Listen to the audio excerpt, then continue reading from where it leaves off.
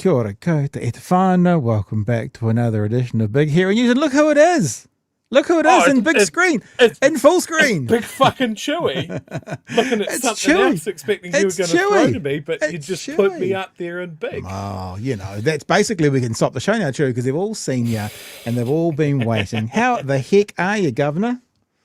Oh, I'm good. It's good to be back. Thanks to everybody that messaged that they're looking forward to seeing me tonight. And those of you that have messaged me while I've been away going, holy shit, everything's terrible still, just in case you wanted to know.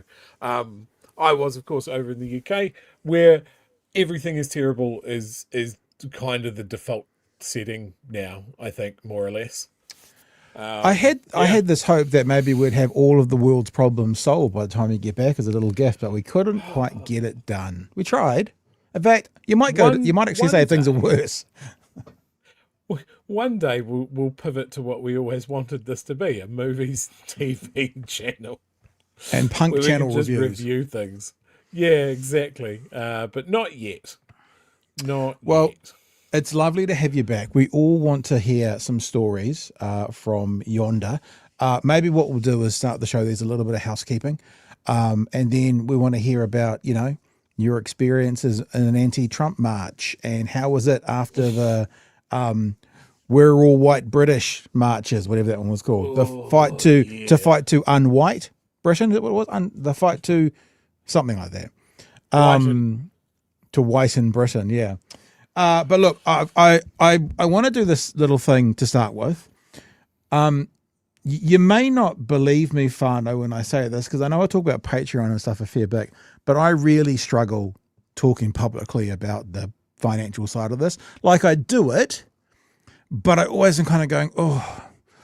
Like an example is we had Marama on live 2 Saturdays ago, and it was after the UN announcement was made by Winston Peters, and I didn't want to kind of use that opportunity to go, hey, come and see our merch. So I kind of said bye to Marama, and then I had a bit of a chat, and then I showed people, but it always feels a bit awkward. The same was said for this Saturday just gone. We had Adrian Leason, 80 Leason, on live Saturday night, kind of the first group to do it, and now others are following. I have a connection with 80 that I told you guys about last week. But I'm going to talk to you about merch. This is a really big build-up. I'm going to talk to you about merch because what I don't want you to think is Pat's playing these games like, get it quick because it's running out of town. You should get in there quick.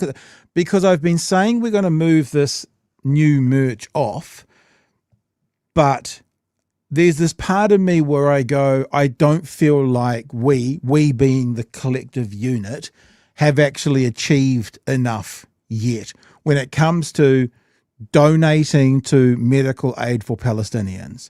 So at the moment, we haven't quite made $500, but BHN is going to top it up to $500. So sale of t-shirts and hoodies, we've made to $500 to donate to MAPS.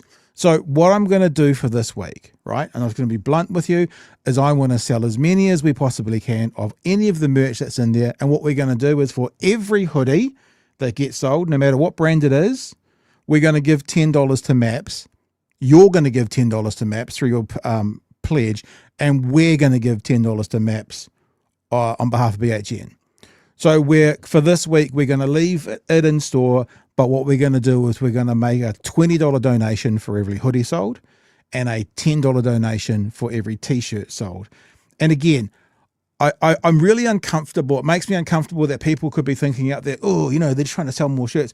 This is my thought, that I don't feel like we as a community, nothing about you, but just in the clear, haven't done quite enough yet. And when you're sitting here doing nothing, you can walk off, you can go into a march, which is amazing. You can share the word, spread the word about what's going on. That's amazing. I want to send them some more money. That's what I want to do. I want to provide some more. So I hope you trust me. And believe me when I say the genesis of this is raising more money to send to MAPS. So I'll say it again. Every single hoodie in store that you purchase this week as a welcome back to Chewie, and there's a reason I'm saying that, Chewie, so just wait, is going to be a total of a $20 donation. 10 from you, 10 from us. Every single t-shirt sold this week. So like if you've bought this last week because you wanted to support it and you went, oh, one day I might get myself a BHN one. Well, you buy one this week, it'll be a $10 donation. That's 5 from you, 5 from us. And at the checkout, if you use the code WB Chewie, welcome back Chewie, WB Chewie, there's no postage. So there's not a heck of a lot more we can actually do. $20 donation, no postage for every hoodie sold.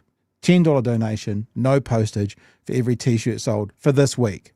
And I am going to cut it off on Friday because I have to cut it off at some stage. The code at checkout is WB Chewie. One word, WB Chewie, and that will get you free postage. Okay, coming from the right place. So there you go, whānau. Get to it if you want. Hey, man, welcome back. Hi. Excellent advertorial there. Yeah, thank you. Tell us stories. Tell us something. Give us one nugget, and then we'll go on with some news. Give us one story. Okay. So I arrived in London 2 days after Tommy Robinson's Unite the Kingdom march. Yeah. I believe it was about 100,000 people from one end of the UK to the other, just marching under a grab bag of grievances. Too many immigrants, not enough English culture, free Tommy Robinson. I think he's out now. I don't know. Basically, that attracted, I think, very similar to what we saw over in Australia, and probably for very similar reasons with their one, is like, yes, there might be normal people with maybe some concerns, but there was definitely a hard right, white nationalist, Nazi core to that rally. And the same thing came out. It's like people go, oh, well, you know, I agree with them on this. I don't agree with them on everything. And we've discussed that, right? If you're at something that a Nazi is at, you're at a Nazi event. What I want to talk about with that is just the shadow that left on people that I spoke to in London. 100,000 people marched through that city, putting stickers on everything, waving flags, either of, hilariously, the country of Georgia, or the English flag, because they look very similar. People were shocked and scared that had happened in their city. You know, there were some funny aspects of it. You've probably all seen the photos of people lining up at a street food market not too far away from that rally and ordering all the delicious Indian and Afghani and all the food there wrapped in flags with capes. And I think that's the thing. This is the blueprint that we have seen both in over in Melbourne and in the UK now, that these hardcore groups are going to use ordinary people to shield their views. Yeah, I was going to say, I'm going to say not well-informed people. I mean, to not see the irony of going, no more migrants. Can I have some chicken vindaloo, please? Like, to not connect those two things together. I don't, to me, it doesn't come across as calculated. Like, they know. They're like just oblivious to the hypocrisy that they're showing right there. Because they're not doing it secretly. They're not like, I want to get rid of these migrants. Can I have a chicken vindaloo? You know, like, it's just, it's like they haven't put two, you know, like this, like in America and Trump, when all of a sudden all those right wingers were going, oh, that's how tariffs work. That's not what he said. It's like, yeah, you know, all these people that you can get yummy food off you, what you're following, all these guys should be gone. No, they're the good ones. You know, that kind of thing. It's like they don't get it themselves. Yeah, absolutely. And it was a talking point throughout my trip as I caught up with friends and that sort of thing. A lot of my friends over there are politically active. They know what's going on, both in the UK and here. And that really shocked them at the amount, at how quickly it was organised, how much, I guess, buy-in it had from people. So yeah, I missed that. I'm probably glad I missed that. But you got the tails of it from the sound, like you got the residue left over from it. Yeah. As I walked around central Wellington, you could see where they had been. Central Wellington? Because there Central were London? Central London. Gotcha. Could see where they had been because of the stickers and posters and that Right. sort of thing that had been put up on every lamppost, street sign, that sort of thing. And it was stuff taking the piss out of Keir Starmer. It was stuff saying stop the boats, send them home. And it was, in several cases that I saw, outright fascist imagery. Often associated with football clubs as well. And definitely in those cases, they weren't Londoners. They had come down for this specifically. So I think there's a real problem brewing, and I think it's a symptom of what we are seeing in the political discourse, how people are feeling. And as someone that follows history, I'm seeing a lot of the same things that we've seen in the past. A period of economic struggle, a government that's ineffective at fixing that for people, and then political figures going, these guys are the establishment. They don't know how to fix these things. They don't know what ordinary people want. And what ordinary people want is these people gone. So we're talking about the explosion of the reform movement in the UK. So we've seen a similar thing in the US. We've got rumblings of that now, and I'm sure we're going to talk about Winston Peters tonight. Who? Winnie P lost his fucking mind last night. I don't know him. Facebook. I don't know him. I don't know him. I don't Who? even What? know who you're I don't talking know him. about. I don't know him. Someone that's happy to stand up in front of his party and say, we're a nationalist party. This is stuff that gives me concern. It's something that gives a lot of people concern. I think you can't downplay how close we are to repeating one of the worst things of last century. Yeah, sheesh. It's scary times, man. Very, very scary times. And I mean, as I went round about my other interests over in the UK, I went to the RAF Museum. Did you see like a different tank museum every other day? Is that what I saw on Instagram? Yeah, pretty much. I couldn't help but draw those parallels as I'm looking at the historical artifacts of how much effort, money, resources went into defeating fascism last time. Are we going to sleepwalk into the same thing again? Yeah. So big thoughts. Nice restful holiday for my brain. Some super chats already. Thank you for your super chats. Very generous, David. The Prime Minister's official response to the illegal abduction of New Zealand citizens is, we warned them not to travel there, as if they are the ones at fault. I've never been more ashamed of this country. Yeah, we obviously are going to get into that, and I'll expand on it more. Chewie, I put a position up. Obviously, Twitter is a cesspit, and it's been ugly. But I put up an explanation of why it's abducted rather than arrested today. Not a single response, Chewie. It's weird that, eh? It's weird there's not a single response on that one. I'll show that to you as we go through the evening.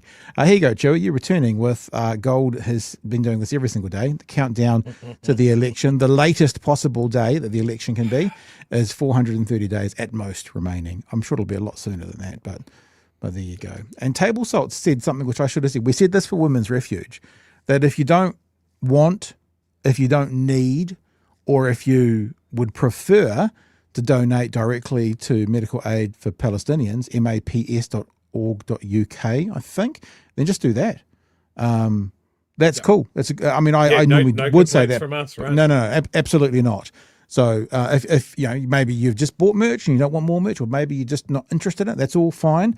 Or maybe you just want all 100% of the money you're given to go straight to them. There you go. Easy. Also noticed a couple of people have already bought and they didn't use the code, so I tested it. It's definitely working. WB, welcome back, WB Chewie, will get you free delivery. If you guys did that on purpose so as to cover the delivery, then thank you. That's a nice little extra thing you've done. But don't feel, look, we're doing it because we want to do it. Don't feel you have to. And it's working. I tested it while you were I tested it on this, Chewie. There is someone from Timaru, Chewie, who's just bought an orange one of these. I wonder who it is. You might see yourself walking around town. My mother will be very pleased. I just packaged that up this evening. Should I warn her? Nah. Does she know your emote? Does she know what it looks like? The imagery of it? She knows my face. Would that be enough? She'd recognise that from your face, you think? I don't know. It'll be a fun little game to work out. Okay. Lots of things to go on with tonight, Whānau. I messaged Bomber, to be fair, very, very, very late, like about an hour ago. Said, you can come and talk tonight if you want. Already advertising that we're going to talk about. It's like Winston Peters is playing Mean Girls at the moment. He's trying out for the latest Mean Girls movie with his. This is the number 2 at one stage in this government, and the Minister of Foreign Affairs having a spat with a left-wing blogger, mocking him with personal insults. It's just incredible. But what I was about to say is maybe we'll leave that just for a bit. And because if Bomber does say to me in 5 minutes, I'm available, I'll just send him the link and he can come in. So let's do, maybe we do Luxon first, eh? And I'm sorry to use those words. But let's have a look at the story around job seekers. So as always, Whānau, there's an angle to this job seekers that no one seems to have actually picked up on yet. And I'll tell you what it is shortly. But 18 and 19-year-olds, it's interesting as well, too. It's from November of next year. There's something happening before November next year. It's a little election. So I wonder why they've set it into if they were to win the start of a second term. I don't know what the rationale for that would be, other than they just want to play Let's Get Tough and never actually get called on it. That could be one of the reasons they're doing it. But let's have a look at the government's decision to make 18 and 19-year-olds responsible primarily of their parents, unless their parents earn under $65,000. Remembering that minimum wage is near enough to $50,000. So if you've got 2 parents on minimum wage, then they must support their 18 and 19-year-old. If you've got 2 parents, one's on minimum wage, one's got a part-time job on minimum wage, they probably then have to support their 18 or 19-year-old child. Let's have a look at the story. The government's plan to limit access to job seeker support for 18 and 19-year-olds has triggered concerns about rising poverty and hardship. No shit. The Greens say there aren't enough jobs available for the more than 4,000 teenagers expected to become ineligible. But the Prime Minister says he's determined to curb benefit dependency. Political correspondent Zane Small. By cracking down on those in society that are genuinely the most vulnerable. They're going to curb it. They're going to get rid of it. Reports. A grey day in the capital to match the reaction of punters we spoke to about the government's policy of limiting access to benefit support for 18 and 19-year-olds. I don't think it's a great idea, to be fair. I think it's harsh and it's going to cause big problems. But the Prime Minister insists it will ultimately help young people. Setting up an expectation that it's okay just to drift on to an unemployment benefit. I've got some video to play from breakfast. I may or not play all of it, but he sets up these scenarios that, like, you finish the line with, says no one anywhere ever. One of the things he said on breakfast is, this kid who might have had bad attendance at school. What? You've got this in radio, we used to call it a psychographic listener. It would be a real specific person that you were broadcasting to. When I was at More FM, it was like a 32-year-old woman was the psychographic listener. He's setting this up to be like a real specific person, and it's really interesting. I would wonder if you got Luxon to shut his eyes, who was the specific person he was talking about? What did they look like?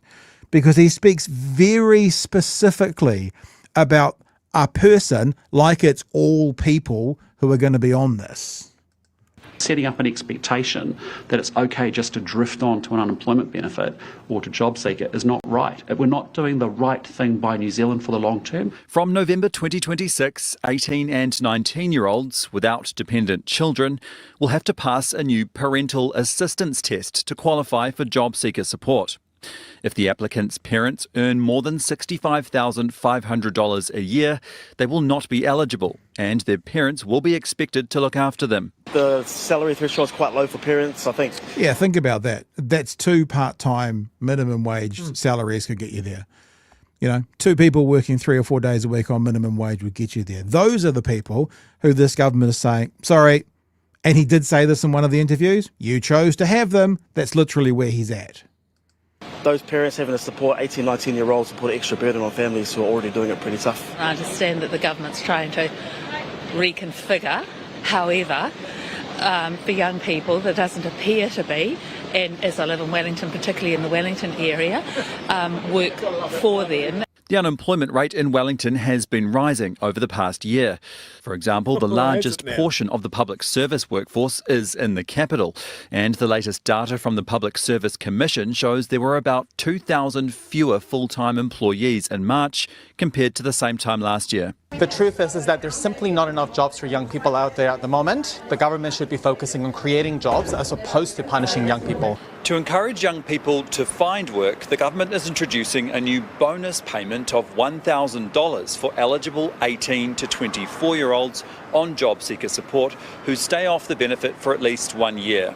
That payment will be available from October 2026. We are saying to our young people under the age of 25 that work matters. It's so much more beneficial for you than going on to a life of welfare. The young people that See again, is a real specific person going on to a life of welfare, which is not the majority of 18 or 19-year-olds who use Jobseeker for a period of time. So he's talking real specifically about what this person is going to be. They're going to have poor attendance at school. They're going to float on to Jobseeker, and all of the people around them are going to encourage them, and they're going to stay there for the rest of their lives. It's real specific, the person that he's talking about. we serve here at Kickback, look, they are looking for work. They are applying for jobs. They are getting rejected over and over again, told that they don't have the experience, told that they don't have the right level of training. Barriers to the workforce that young beneficiaries will have to break through to get their $1,000 bonus. Yeah, we'll leave it there. The other thing about it is he said on breakfast about the $1,000 bonus. He's like, you know, if we can stop young people going on to benefit, the stats will show they can be on benefits at $18,000 a year for 18 years or something. That's a lot of money. And I did the numbers that he was talking. It's just under $300K.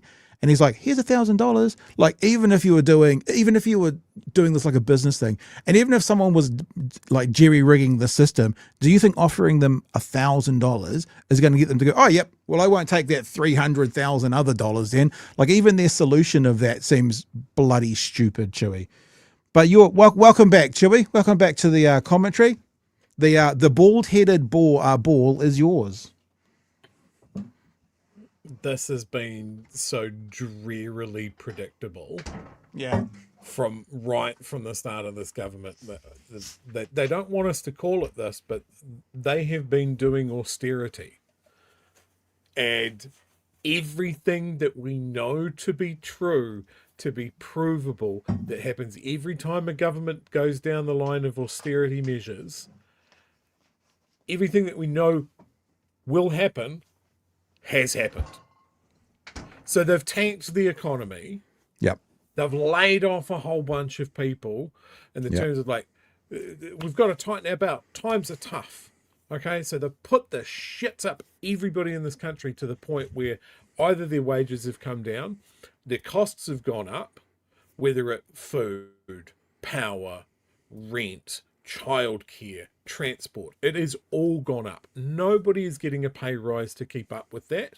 Everybody's getting, if you're getting a pay rise at all, it's under the level of inflation. So you're getting a pay cut. Yeah. Real terms. So then the money is not flowing into the economy. So then businesses go, we need to tighten our belt and cut costs. So you have more people out of a job. Sorry, I don't have hours. We don't have the work coming in. Nobody is doing their kitchen renovations at the moment. That sort of thing. And so it flows. Now, if you're a young person with little experience, you've just come out of high school, that sort of thing, you are now competing with all of these other people that have more experience than you for fewer and fewer jobs. Now, you look at all of the stats of how many jobs are being advertised on Seek, how many people are on Jobseeker, and the total amount of jobs in the economy at the moment. There is not work for everyone. So if you're young, you're at the bottom of the pile. If you're young and brown, well, I'm sorry, we know we have systemic problems finding you a job. But now we're going to have the person that said on election night he was going to lead a government for all New Zealanders, sitting there and going, yeah, 18, 19-year-olds, you're legally adults. You should legally be able to access all of what we have available. But no, we're going to blame this on parents, and we're going to set it so fucking low that, what, 2 full-time jobs? Is it a full-time and a part-time job? Yeah, no, because what's minimum wage is about $25 an hour, eh?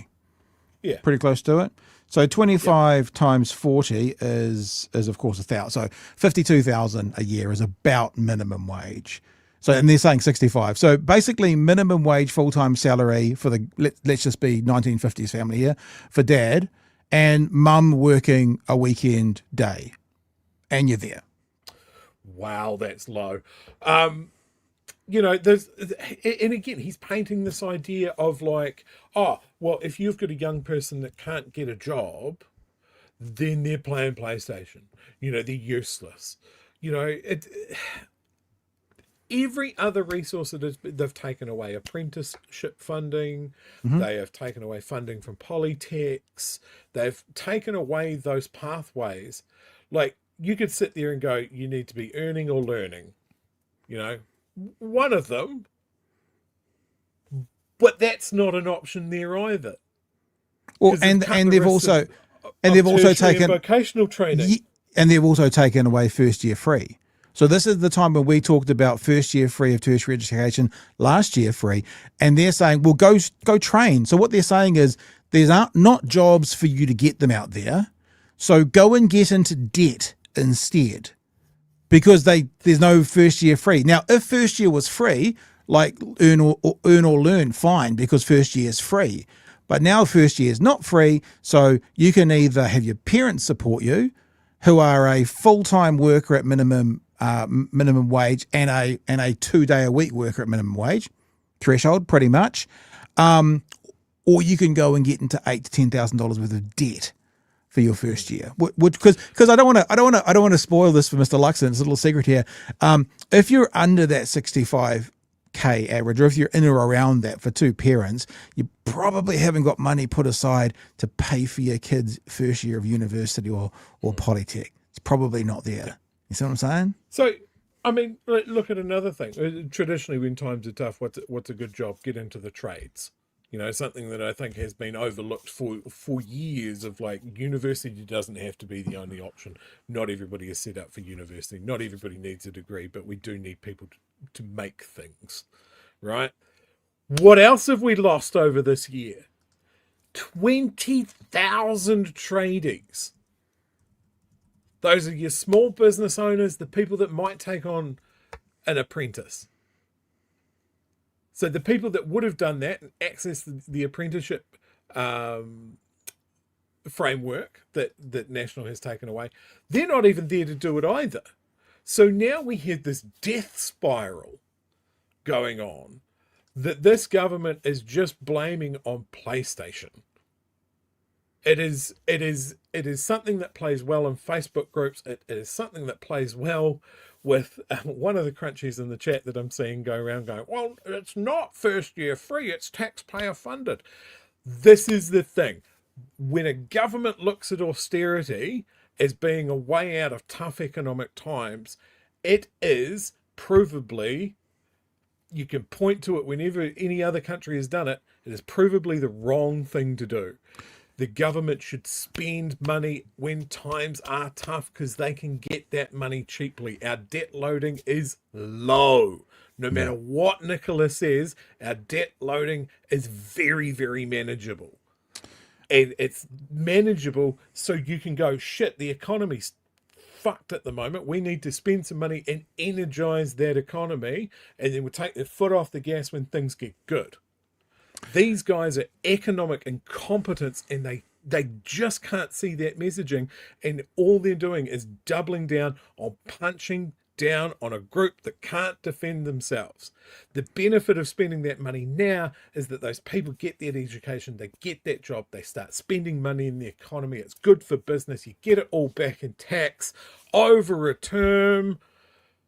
Why do I understand this and our finance minister doesn't? Why do we understand this and the Prime Minister that said on election night he was going to be the leader of a government for all New Zealanders not realise that, and all he has is to attack people at the bottom? Yeah. I know the conversation you're talking about in the chat, but there are people who are saying first year was never free.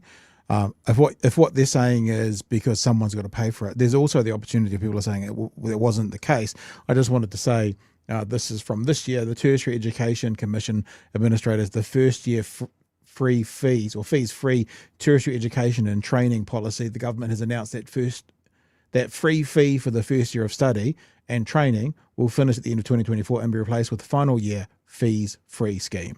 So if anyone was thinking about that, there was no such policy, well, there is. If you're going that, someone's got to pay for it, well, someone's got to pay for everything. Someone's got to pay for the roads, someone's got to pay for the doctors, someone's got to pay for the nurses. The thing that we don't have to pay for in general is reimbursements to landlords and tax cuts when we don't have enough money to run the country. Those are the things that are costing us. If we're talking about that sort of stuff, right? It's all because of Labor. They did a terrible job. They borrowed so much money.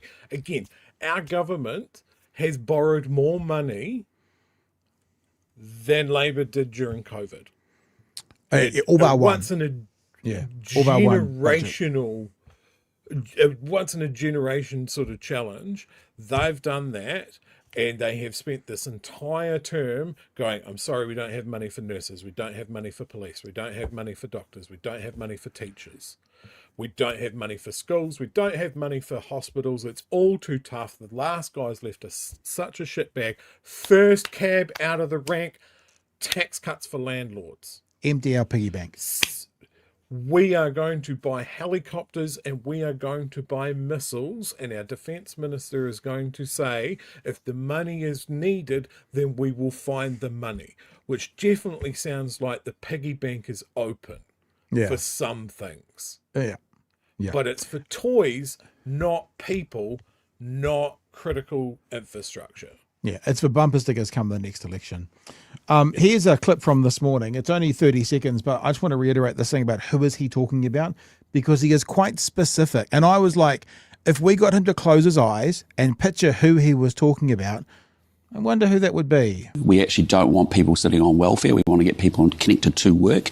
And MSD do a great job of actually a whole bunch of programs around job coaches and resume support and skills up training when it's needed. And so we really want to make sure to those young people to say, look, hey, listen, it's just not okay to come out of school where you may have had quite patchy school attendance, then go straight on into welfare, onto Jobseeker. We want you to get into work training or education. So who is that person he's talking about? Do you know what I mean by he's being quite specific? I'm perplexed. There are obviously some people who do that, but it's not the majority of people who come out of school. So I'm worried. And there's a couple of things I want to throw out as well. If they're going to do this, I wonder if they're also then going to raise to 20 the benefits parents are entitled to that normally stop at 18. So if you're now financially responsible for your child until 20, are you going to stop working for families at 18? If you are a DPB, solo parent, I think it's called the sole parent benefit now, are you going to cut those people off when the kid turns 18? Are you double dipping? Are you both saying we're not going to pay for your 18-year-old? You got to pay for them. And we're going to stop any kind of financial benefit you're entitled to for that child at 18. That's the first thing. The second thing is, on one of the shows this morning, the Prime Minister literally said, or maybe it was in the news item from last night, literally said, you chose to have them. And the reason that sticks in my craw a little bit was, we all know this Prime Minister, when it suits, is not very free choice. In fact, when you sometimes choose to have them, you'll be supported by him. And if you didn't want to have them, then it's, according to him, tantamount to murder. So it doesn't particularly seem appropriate or fair that when it comes to the finances of a family that you're not connected to, you all of a sudden become very pro-free choice. You're a pro-choice Prime Minister. When it comes to other situations, like before that child is born, for the people who are pro-choice, it's tantamount to murder. And that just feels a little hypocritical to me. Pat? Yeah. We love a graph, don't we? Always. Sexy things. Here's a graph. Mm-hmm. Have I made that real small? No, I can. It's big. It's big enough-ish. I can biggen it. There we go. It's bigger. Bigger. That's much bigger. New Zealand youth ages 15 to 19 unemployment rates this century. Okay. So this, from 2000. this is the path for the last 25 years. This area, great financial crisis. Bam! Yeah. Fuck, that affected a lot of people, right? Yeah. And then it has more or less, the through line here, I guess the average line, has trended downwards, even through COVID. Yeah. And there's a pretty big spike there. Looks like it's around 2011. Wonder who took over the country then, out of interest. It's looks like it's about that time period. But then yes, it does trend right the way down. So we have never got it down to what it was before the global financial crisis. But here we've hit another crisis, which is entitled this government is the crisis. And there's this big spike. This big fucking spike. And they're not going to solve this by cracking down on people and cracking down on, and again, I want to underline this, people who are legally adults. Like, they should be able to access this sort of thing. Like, at this point, you have people leaving home. You have people that are independent. They don't have to stay at home. This is not how you solve this problem. You can't force people into jobs that don't exist. Mm. You know? Yeah. Here's another illustration. Unemployment rate 2019 compared to some other markets. You can see Australia, United Kingdom in red, Spain, Euro, OECD average, Mexico, and us in white. So again, 2021, pretty good. And then it has trended up from that and got turbocharged around 2023. The only really uptick from all the other ones is the UK. All the others seem to be they're at least level-ish. I mean, what's orange? Orange in Australia has ticked up a little bit, but really the two countries that seem to be ticking up are New Zealand and the UK. You might argue Australia a teeny bit, but the others all seem to, even Australia from about the start of 2024 has pretty much leveled out. So everything's leveled out except us in the UK. We are aberrant in this graph. Yeah. So what are we doing wrong? And I would say what we are doing wrong is we all made a mistake last election, big collective mistake. And then the big collective mistake that we ended up with has made a series of economically incompetent blunders after blunder after blunder, because all they are focused on are looking after their lobbyist mates, everybody that donated to them. Now, 18 and 19-year-olds traditionally, famously even, not big donators to the National Party. So why should they get anything? They say around the caucus table. And that's certainly what we've got. And I've got one little example, because it gets real interesting when you start to look at regions. So this is the Rotorua labour market. So there's approximately 30,000 current jobs. They have about 5,000 people on the Jobseeker benefit.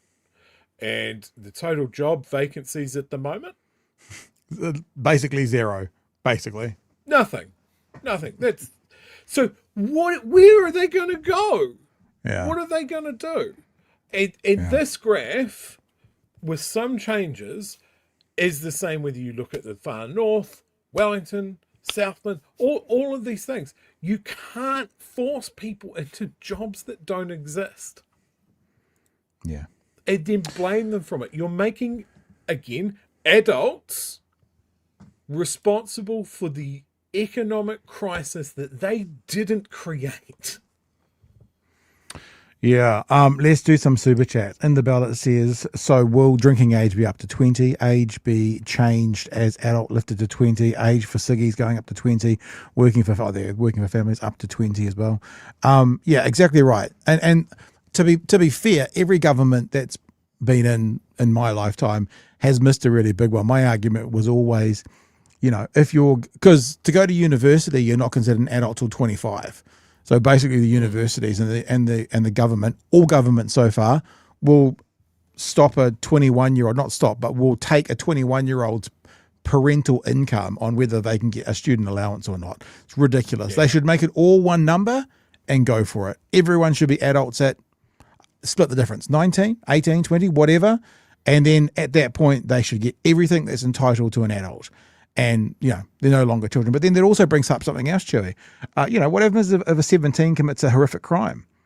Are they going to be children? Or is this government going to want to treat them as adults? That's what I'm saying. It's like, let's if we're going to do this, let's do this properly. XL Deer says, so we're not having enough children, but screw you if you have had children. Do I have that right, Luxon? You're pretty much spot on. Thanks for your super chats. Mike says he's talking to the brainwashed voter who thinks there's hundreds of thousands of kids sitting around doing nothing. Never mind, it's like 4,000 18 to 19-year-olds. I know the type, and there's a lot of them. It's actually 15,000 18 to 9-year-olds on that benefit now, but 4,000 of them would be the ones that would be, pushed into being responsible by mum and dad. That's as I understand it. Lots of super chats. Another one from XL Dear. This is Thatcher level evil. JC says, large shout out to thee who saw me in Waffo gear at Cove yesterday and called out BHN. I guess that's, is that fuck around? Yeah, fuck around and find out. Yeah. And called out BHN. In shock I was. Not many BHNers in the wild around here. Well, whānau, sure, you know this. Maybe we won't talk about it tonight. I've just done all of our numbers for an entry form for the podcast awards. Big fat numbers. It's a juicy big fat number. Juicy, like big dump fat truck number. Numbers. XL Dear, Nats did this to the student loans last term that they were in too. Set the parental threshold too low for most to get it, so out of touch. Wellington Ruru. In 2012, I was in perpetual unemployment at 18 because WINS refused to give me Jobseeker. As soon as government invested in me, I got a job. And the last one for now, Lytton. What's that imagery? What do you think that picture is, Chewie? Trying to figure it out. Oh, it's like an ant on its back with the antenna. Is that what I'm looking at? I think so. It's a kiwi that's fallen flat on its face. Okay. Val, go to Australia or somewhere else, says Listen 21. There might be a new name. I might not have ever said that name before. So if you're new to us, welcome in. All right. But that was. I heard the breath in. That's something you want to say. So yes. I saw. I'm just going to read this that I saw on Blue Sky. It's probably something we need to look into. But Luxon's got children. It's weird how Luxon's son got a job as an international cabin crew member at the age of 19 with the airline his dad had just spent 7 years as a CEO of. Well, because you don't want your kids sitting around doing nothing, so you better go out and like with no advantage anyway. You better just go and get a job. No, absolutely no advantage. So I assume he just rocked up to Air New Zealand's headquarters with his freshly printed out CV with no fucking experience on, and just managed to get the premium job of international cabin crew. Now, I looked at some of the requirements for the international cabin crew. Oh, yeah. And one of the things that it specifically says is that you must have at least 18 months of high-end, high-stress customer service experience. What do you think he was doing? I think that's probably customer service environment. Maybe serving dad cafes in the kitchen at home. Pretty high stress, maybe. Like it does like that is not something you can just pull yourself up by the bootstraps and like, I've landed an after school job. I'm off to fucking Munich tomorrow. Maybe he delivered papers for a living. That might have been it, like at 6:30 in the morning. This is an incredibly entitled man whose own direct experience of his own children is that through nepotism, they've easily been able to get a gold-plated job. He has no understanding of what it is like for the rank and file New Zealander. This is what we've said about Luxon from the get-go. This is why he has no empathy. He has no understanding. He has never lived it. This is why people don't relate to him, and why he's seen as inauthentic in all cases.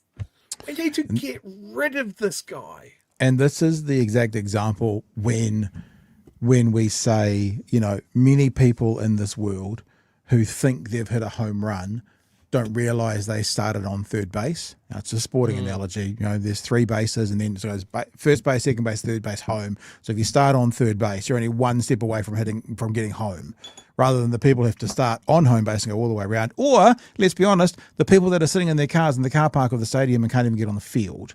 So those people, the people who are sitting in their cars in the car park and can't even get on the field to attempt to hit a home run, those are the people who are more likely to be people who are going to need part of our safety net at 18 and 19 that this government will be denying.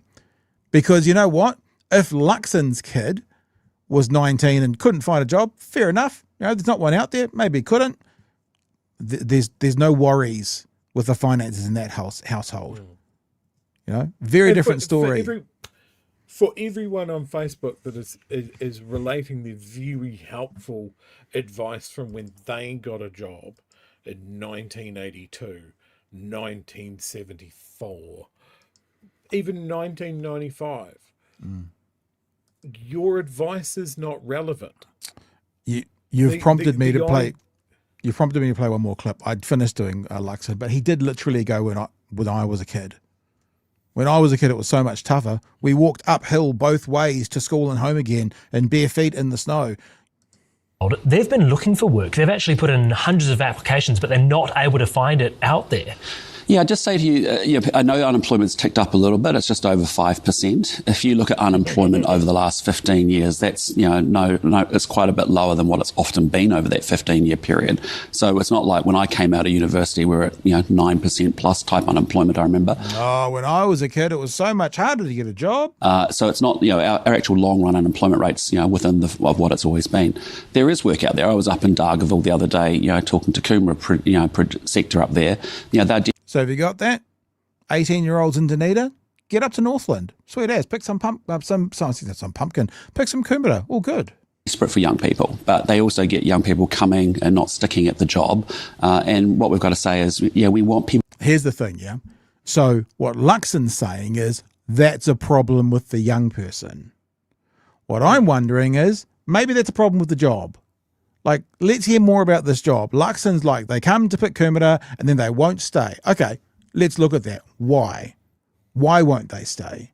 Maybe that's true. Why won't they stay? Because what he's saying is problem with the young people, entitlement of the young people. They just want to sit around and play PlayStation. They had no good attendance at school and they're going to float straight on to welfare. It's interesting he's using the word welfare as well. Welfare has a very welfare queens kind of vibe to it rather than a benefit, which is what we kind of call it in New Zealand.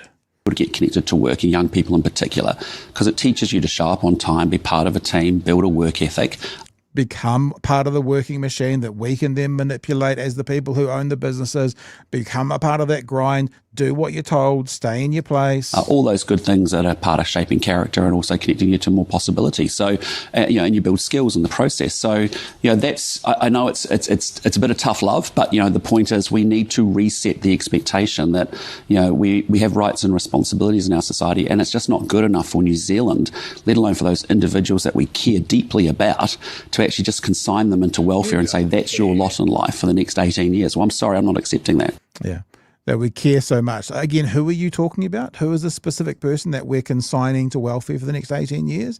This is the thing. He's going, an 18-year-old goes on welfare, beneficiary. Then they're going to stay there for the next 18 years. Like, who are these people you're talking about? Anyway, Chewie, that was a part of the last story. I'm not going to rehash it. Is there anything you want to add to finish off before we go into the next bit? Yeah. What he doesn't know about today's job market could fill a warehouse. He's not a businessman. Just remember that. I mean, as a CEO, right, of Air New Zealand, do you think he had any responsibility at all for hiring the people that run the checkouts? Do you think he has any idea about that? He's not a businessman. When we say businessman in politics, we think about, the guy who was who became a hammer hand, a builder's assistant, got his qualifications, built a business, got really busy, so hired another crew, had 2 vans, started franchising. That's a businessman. Built a business. He's never built a business. He's been a salesman and he's been a board member. He's not a businessman. People touting his business credentials, at least be honest. He's got management credentials. And what we've seen of him as a prime minister, not very good management either. Yes, sorry, Chewie. And I do want to make a comment about his son, and his job as an international cabin crew. I'm not saying that his son might not be good at that job. I assume they went through all of the training and they passed all the metrics for him to be in that job. But one of the things that these guys are right about getting a job is getting your foot in the door. Yeah, opportunities. Okay? And a lot of these people think, hey, look, you just print off 50 copies of your CV and you walk from one end of town to the other. I can tell you right now, workplaces today do not keep a stack of CVs out the back just in case. They advertise the job on Seek. You apply when we have a job. We go through that. Now, the number of people that will submit their applications, and you can see all of the comments of people going, I have applied for 200, 300, 400 jobs and not heard back. They get no feedback. Maybe their CV's even read by an AI. There's not a person looking at them. Mm. The job market is different from what these guys experienced. It is different from the people that are coming up with this example of this mythical 18 or 19-year-old that doesn't want to work, thinks it's easier being on the benefit than working and making a wage and getting ahead. Just one more thing on this, right? And that's this. Do you think, and this is actually no shade at him, my dad was a life assurance salesman, and he was a part of this group called the Hibernians, and they had offices in Auckland City, and I used the car park. I used my connections to get a free car park in the centre of Auckland City when I was a student. We all do it, right? So there's actually no shade on the kid. But let me ask you this question. Do you think he would have gotten that job, right, as an international cabin crew if his surname wasn't Luxon? If the answer, I think as we all know, is yes, that is the definition of this thing that people like Seymour and Peters and maybe Luxon say don't exist, which is fucking privilege. That's exactly an example. So what is it? It's Luxon privilege, because he got an advantage because of something he didn't earn, something he didn't build, something that was handed to him. This is the son, right? So this is the example when you hear these people saying, oh, everyone, same opportunity. Fucking David fucking Spencer, whatever his name is, Spencer Tracy. Everyone has the same opportunity. Do you think the person in the queue behind the boy whose surname is Luxon had the same opportunity as him? Of course he didn't.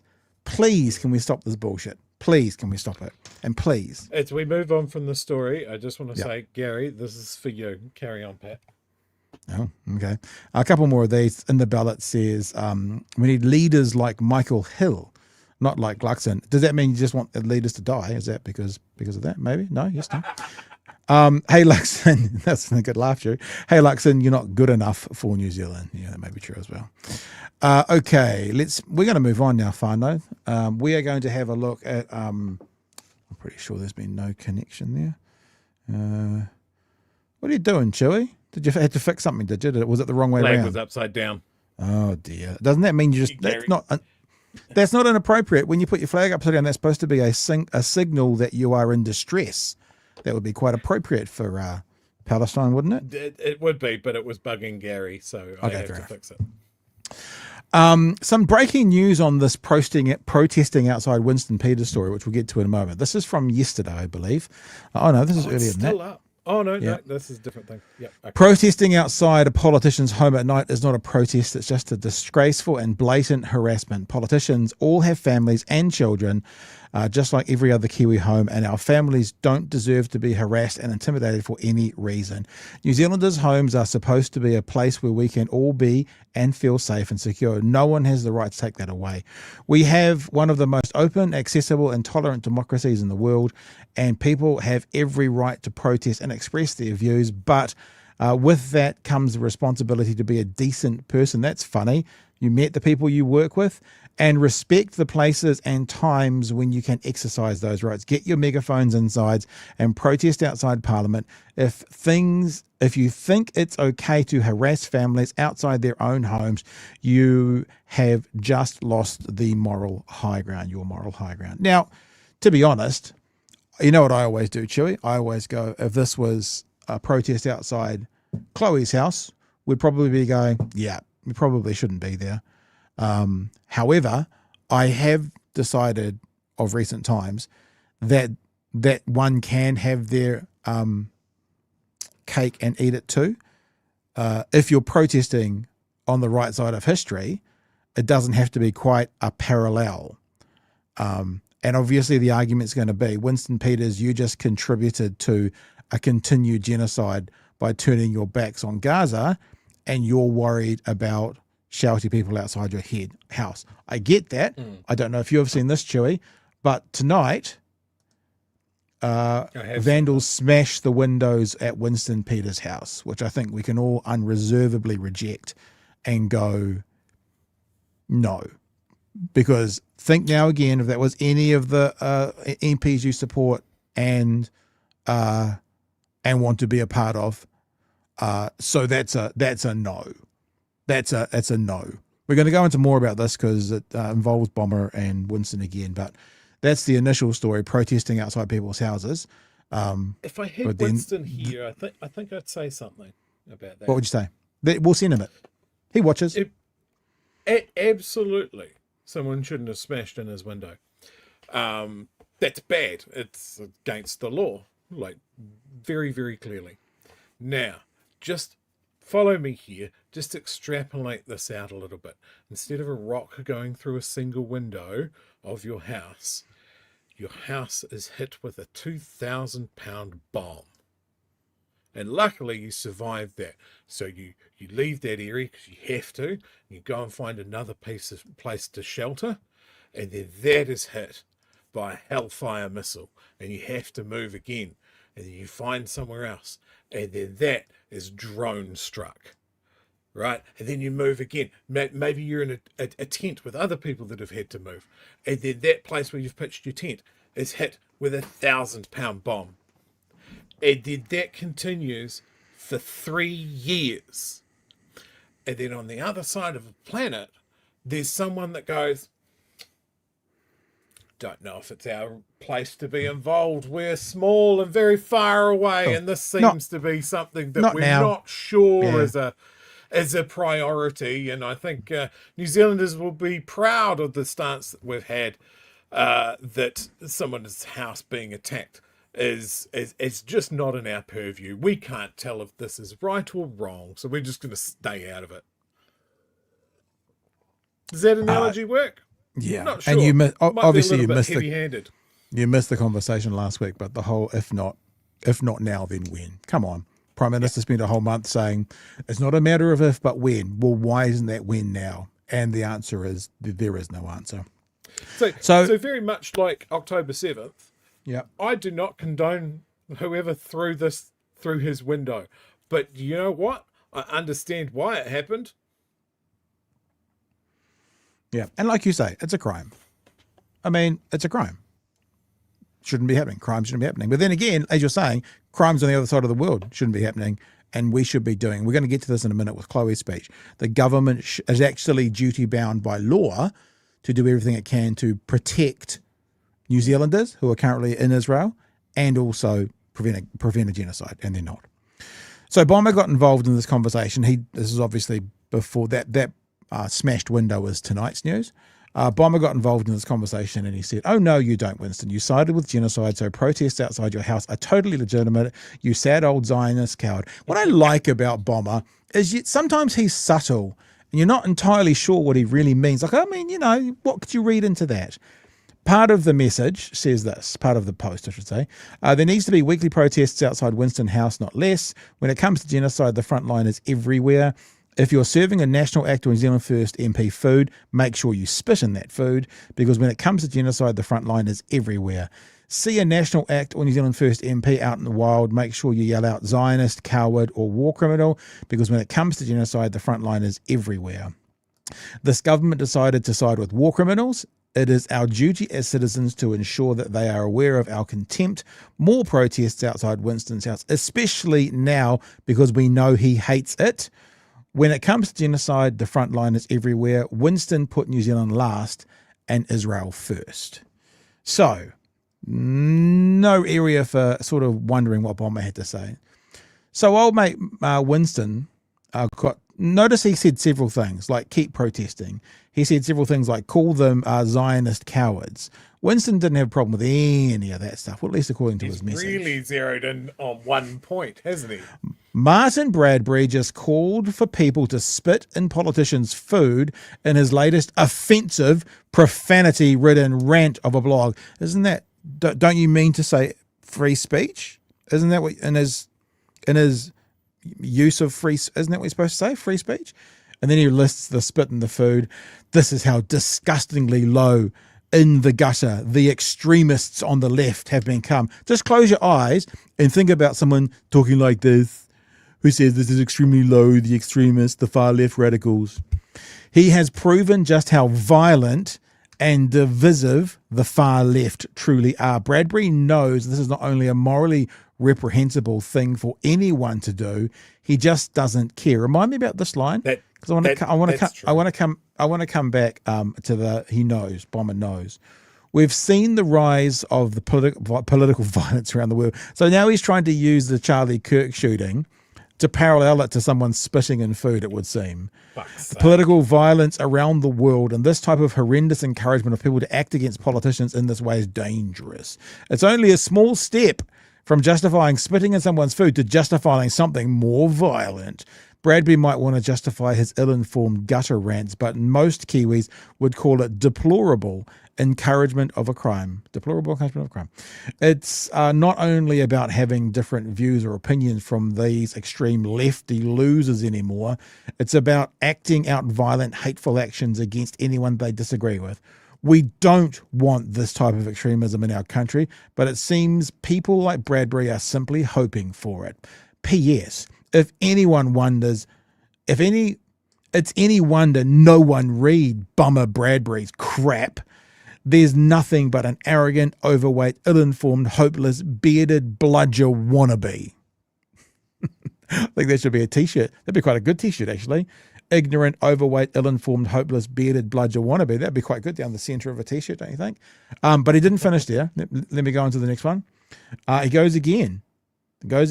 Bummer Bradbury It's not actually. It's not a good. It's not even good. The one thing you got to say about actually probably not now, but circa kind of 2018 Donald Trump was he was pretty good at the nicknames. Not so much now, but back then he seemed to kind of get it about right. Bummer Bradbury has been called out for his radically unhinged abuse, inciting violent Marxist rants, and he doesn't like it. Bummer is free to make himself sound like an unhinged left-wing loser, but no ordinary Kiwi would think what he said was anywhere near okay. Bummer, you can't hide behind "I was only joking" when you know very well how radicalized the far left are and how you are inciting and encouraging it to happen. We don't care that you disagree with us. In fact, we take that as encouragement that the right choices have been made. But bummer, your increasingly vile and vicious rants have proven just how far extremist you have become. Bummer, you and your phone boxed sized echo chamber are considered as a bunch of loopy lefty losers, even by the majority of the old school traditional left. Keep going. You're just proving us, the rest of us, right. Maybe we could talk about our numbers now. Nah, maybe not quite yet. Bomber responded. I'll just do this last bit. I'm not going to read the whole thing from Bomber, but Bomber did oppose my response to Winston's unhinged rant at me, the issue in his decision to side with war criminals. I mean, no matter what you're kind of saying, that's hard to come back from. You know, it's a hard line to come back from. Just a portion of this. He goes out and he lists it and says things. But here, this is the paragraph I'm going to read. What an easily triggered little snowflake. The issue is the ongoing genocide in Gaza and Winston's shameful decision to side with war criminals. Getting his knickers in a twist about a facetious line I make is beneath the mana of what is happening. Your crocodile tears are pathetic, Winston. And I'll say again, this is the Minister of Foreign Affairs, the until very recently number 2 politician in the country as the Deputy Prime Minister, playing the elder statesman of New Twitter Zealand wars, politics. Mean girl Twitter wars with a left-wing blogger. And this is my story, Chewie. Yeah. No, I saw that pop up last night and I was like, I don't often do this, but I screenshotted them because I was like, this is so out the gate. Oh, Winston will take it down, you reckon? Oh. I was just like, Winston's going to pass out in a smoking chair or whatever, and his intern's going to sneak in, grab his phone out of his limp hand and fucking delete them because it's just so turbocharged. Yep. Like, no, still there. I just refreshed them again. The homophobic insult, the homophobic schoolyard nickname insults. And I was just like, exactly. What other figure posts like this? Trump. He's happy for that. He thinks that this shit works. Yeah. You know, we know that Winston, at his best, had a pretty good turn of phrase. This is not it. Yeah. Yes. This is pissed off indignation. And all Bomber needs to sit here and goes, all of this pales in comparison to the wholesale slaughter that we've all been watching for 3 years that you apparently can't recognize.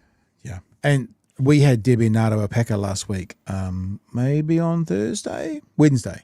And I asked her the question, basically, I did it in a very gentle way, but you know, is Winston Peters past it? Is his senility caught up to him? And she was careful, even though she wasn't, and she was saying, you know, he's done a lot. He's got this position of mana. He's kind of, it's been so long, yada, yada, yada. But yeah.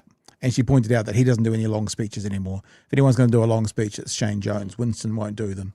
And I've said this before, and this was now 3 years ago, 2023, 2 years ago when my dad passed away. My dad was 83. And there's just this slight difference when you're not quite clicking like you once were. And when I hear Winston speaking sometimes, not that stuff, that's horrifically horrible, but just the way he speaks, and he doesn't quite understand where the line is between having a laugh at something and not. Yeah. I mean, and that's actually not supposed to be disparaging. All of us at 80 are going to be like that. But, you know, maybe that means it's time to move aside and let someone else come, and therefore your party will disappear forever because, Winston first. Chewie. I mean, I don't often look at Winston's social media because Jesus Christ. But I definitely, once I saw that, I had a look at it. And it's all Marxist this, radical leftist this, loopy lefties. It's all of these crutches. And I mean, you mentioned, he doesn't do long speeches anymore. Like a few months back when he came down to reopen the Hillside Works, I knew someone that was in there. And that was commented on, is that he did do a reasonably long speech. And the comparison between his one and Shane Jones's was night and day. It was this rambling, incoherent, slurred attack on the previous government that he was fucking part of. And then Shane Jones come on. And this is a direct quote. I don't agree with Shane Jones. I don't like his politics. But the speech that he did was good. Like, he was talking about the benefits to the South Island of the Hillside Works, all of that sort of stuff. It was on message and it was good. But that was contrasted with Winston Peters just airing a list of grievances. Look, he was in Port Chalmers on Friday. I went out with Palestine Solidarity Network, folks doing a protest there. Look, 300-400 people turned up for that. So you're one of the bludgers. He called you guys bludgers on the news. Oh, did he now? Yeah. Oh, it was my day off, Winston. But yeah, like what I found is like the people there knew what they were there for, knew very much on message, and then there were 4 counter protesters. 2 of them were very much, yay Winston was all that they had. They're just walking backwards and forwards in front of people going, yay Winston, knowing that it would provoke a reaction. And it's just like, I said to one of them, I was like, dude, this isn't Facebook. Like, well, I'm not going to get in a long argument with you. I'm just going to point my megaphone at you and go, like, he was going, go Winston, go. And I was like, that's what we want him to do as well. Go away, Winston. And he got real angry about it. He wanted to fight me. So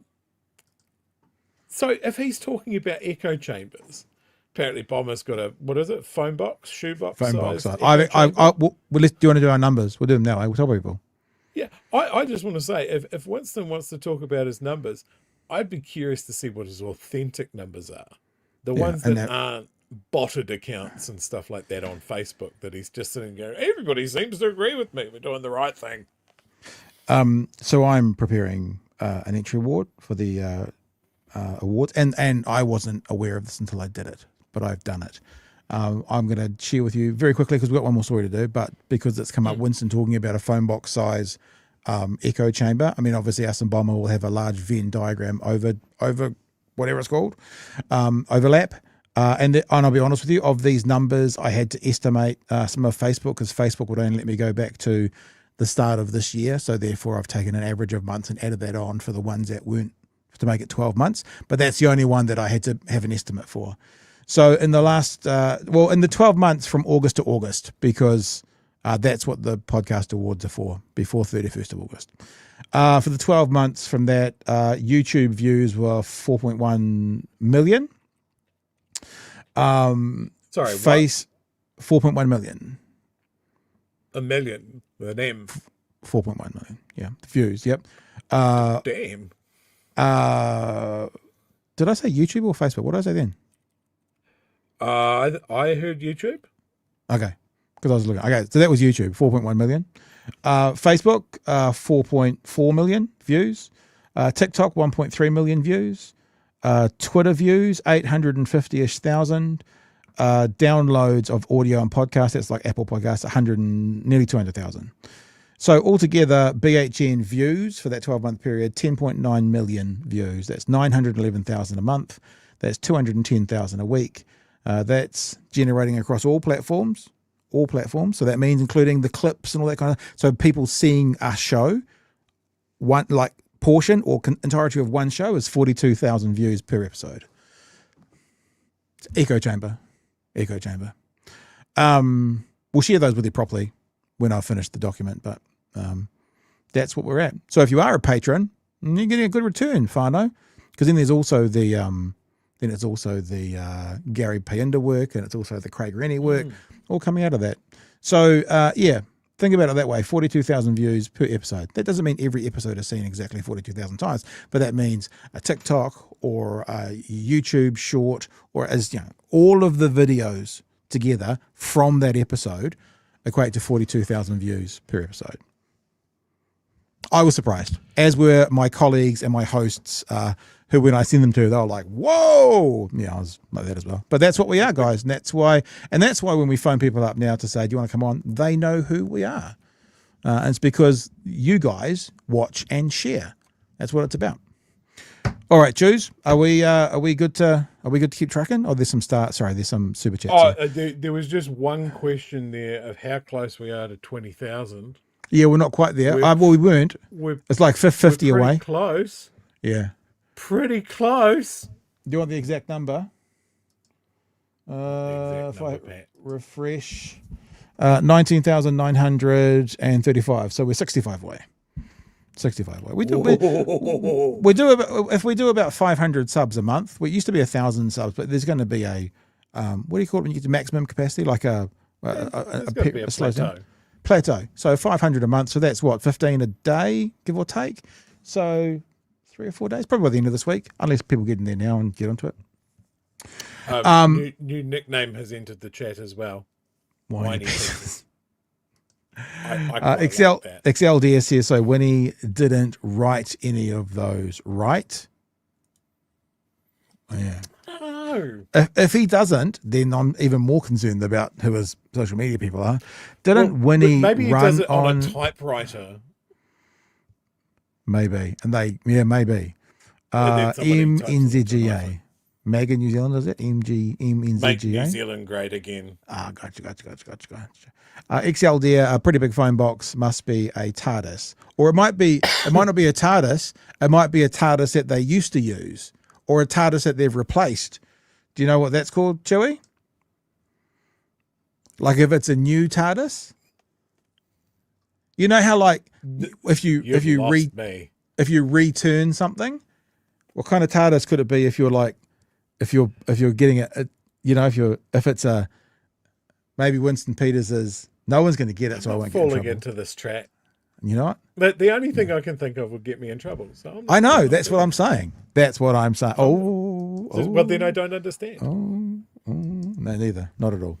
All right, guys. Let's get to this last story of that. Actually, there might be a bit of time in this, so we might be here for a little while yet. I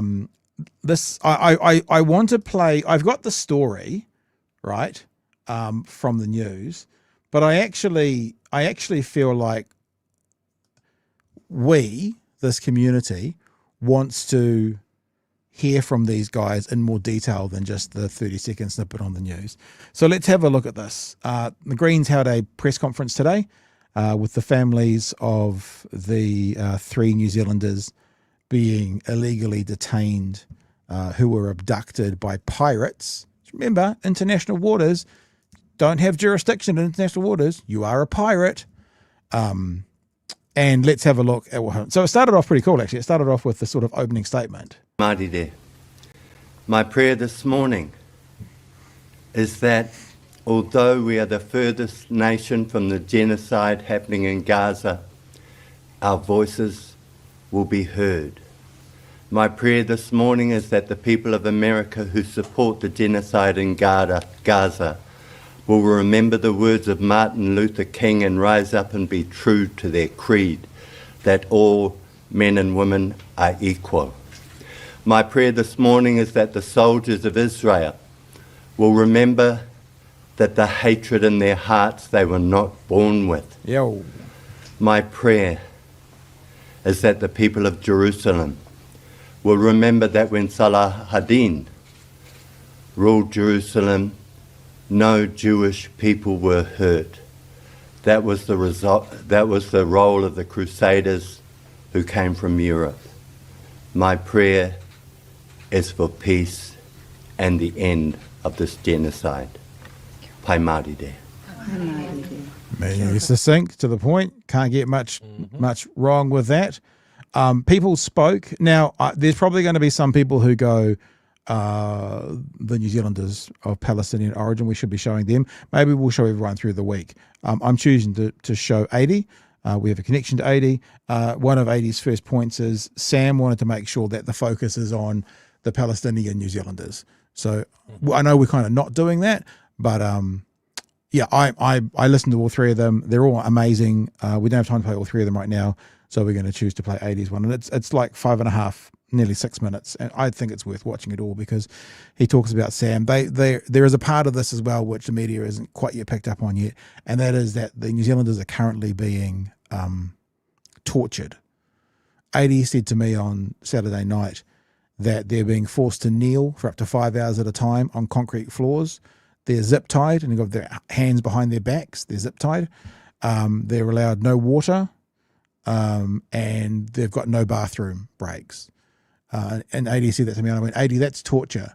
And he went, yeah, it's not it's worse than that because, and there's probably footage out there that you could look for pretty easily, Chewie, that the defense minister or someone from the Israeli government is coming in and screaming at them all, calling them all terrorists, walking amongst them, torturing them in a verbal way as well. So, yeah, it's pretty shocking. But here's 80's words today from this stand-up. Kia ora te whānau, ko 80 Leason toka wingua, representing my wife Shelley and Samuel's brothers and sisters. Samuel's one of 8 children, and he grew up in Otaki, a little village north of Wellington. He's been raised on a farm, grew up milking a cow, grew up playing in a piece of paradise. He has had a formation from his kaumatua in our village and from his Catholic faith. He is a young man who is full of compassion. The last thing Samuel said on our communications when he was still at sea was, please keep the focus on Youssef and Rana.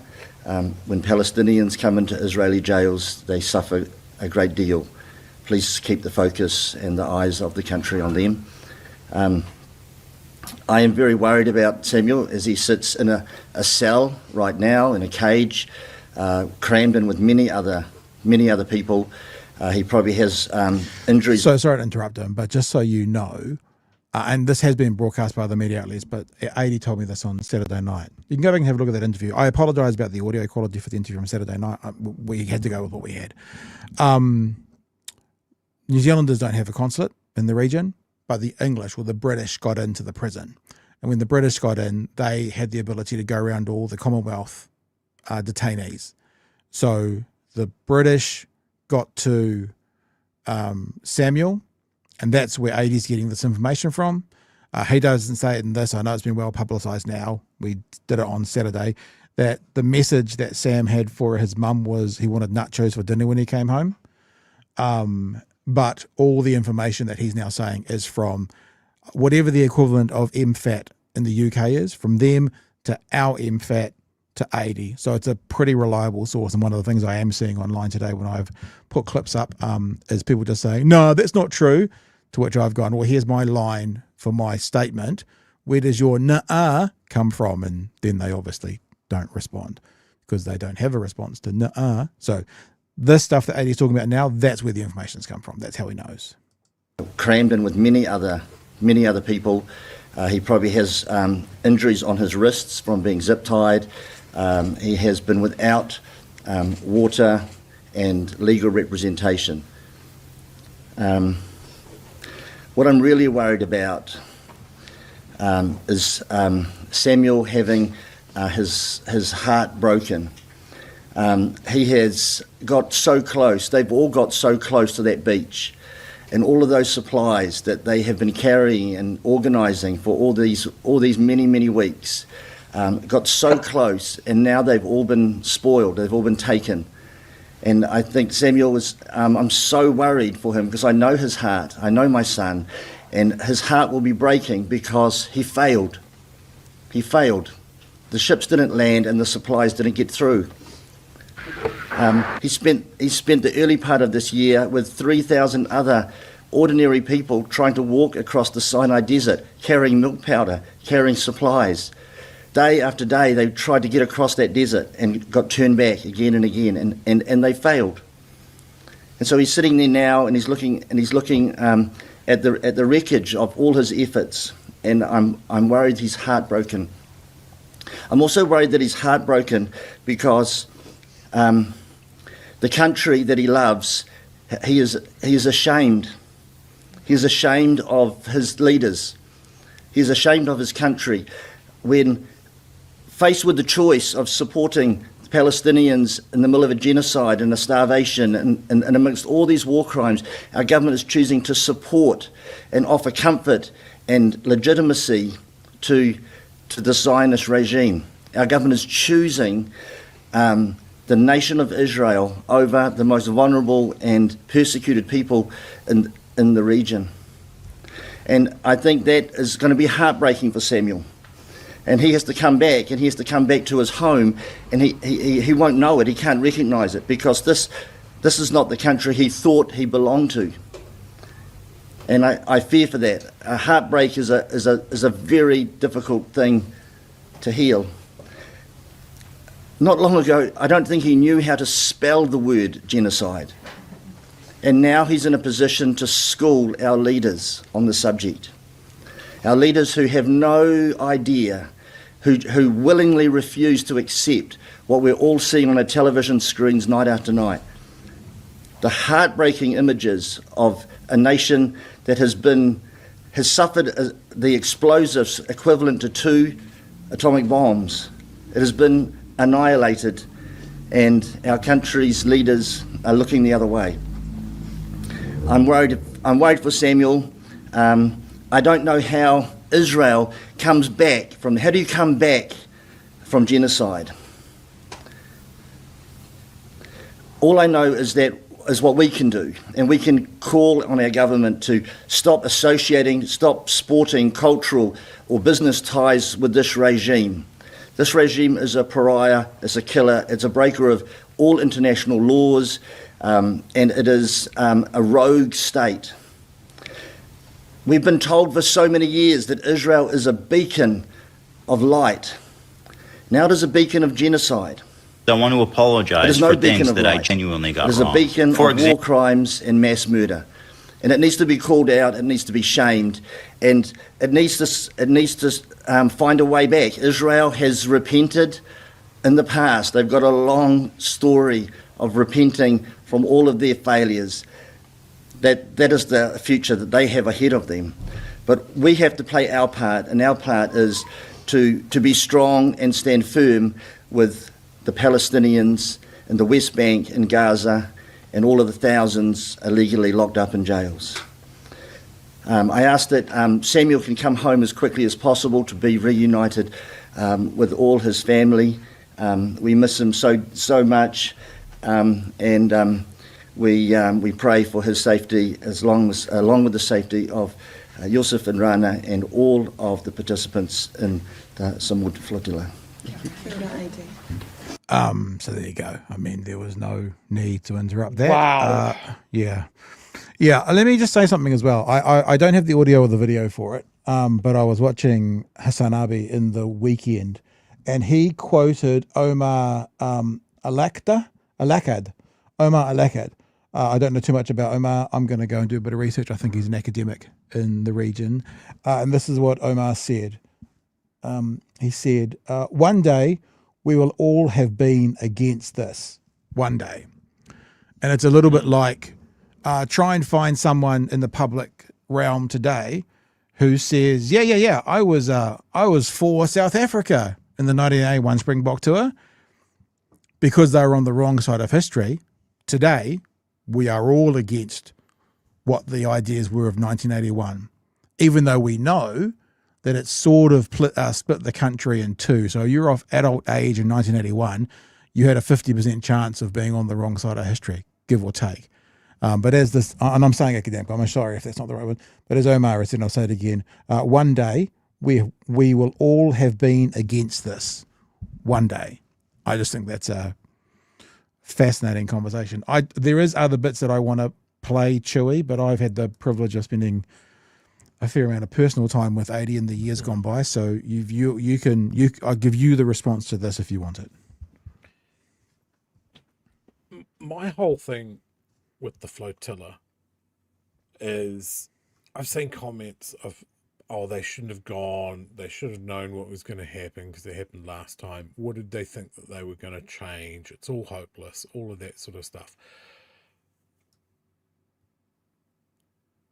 I will always stand with people that look at those things, look at their chance of success and go, it is still worth trying. All of these people that participated in the flotilla, especially this one, you know, Israel was very clear that if they came back again, it would be worse. And that is what's happened. There's reports of how Greta Thunberg especially has been treated. The things that the Israelis have done does come under the umbrella of torture. And I think it is very pertinent to say whatever the flotilla members had to go with, and they will be the first to agree with me here, whatever they went through is just the merest taste of what Palestinian hostages, prisoners, abductees under the Israeli regime have put up with. We know that there is torture. We know that there is starvation. We know that there is sexual assault. That has all been shown and brought out into the light by Israeli whistleblowers and survivors.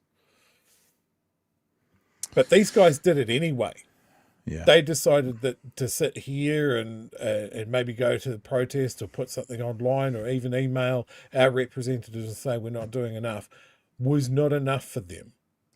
They decided to risk it because it was worth it. They recognise things that our foreign minister and our government apparently can't recognise. So let me give you some background. So 80 works in this education system. It's not a kohanga, but it's something akin to it.